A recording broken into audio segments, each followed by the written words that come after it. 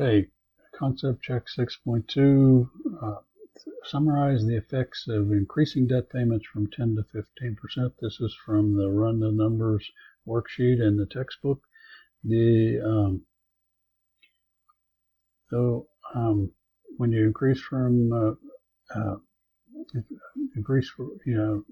to 15%, you've got to reduce other monthly expenditures by 5%.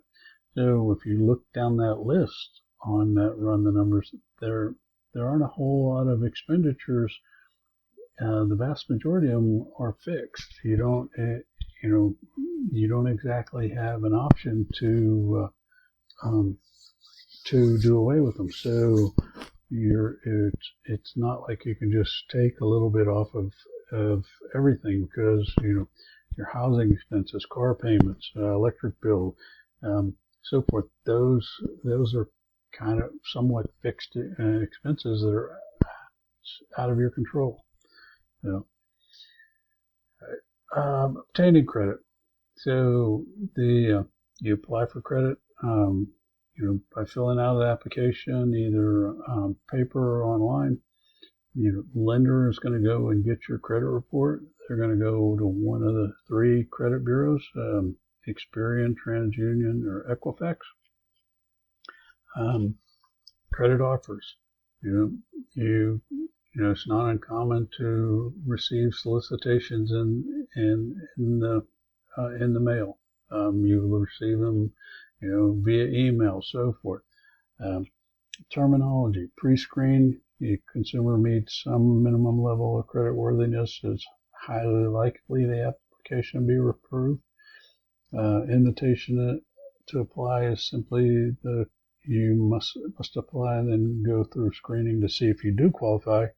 Pre-approve means your credit has already been reviewed by the interest rates determined when you apply.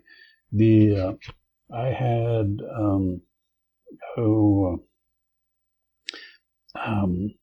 a couple of years ago, or probably been 5 or more actually, but Capital One was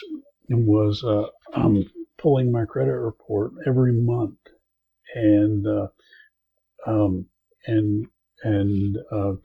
sending me offers. And finally, I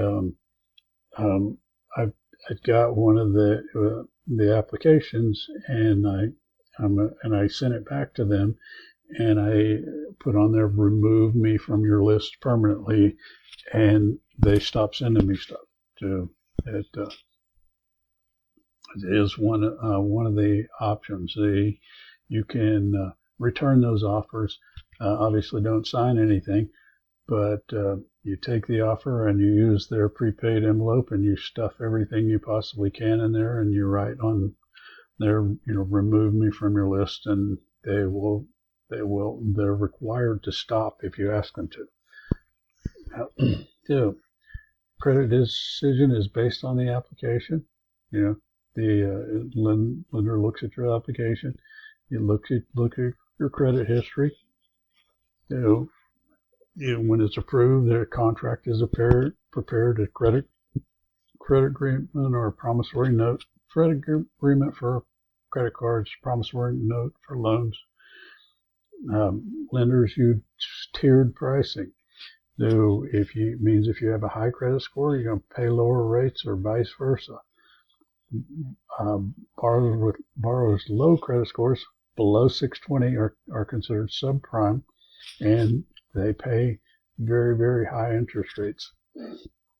The likelihood of default of someone with a below 620 credit score versus somebody with above on a traditional mortgage, that would be a 20% down, which nobody does anymore.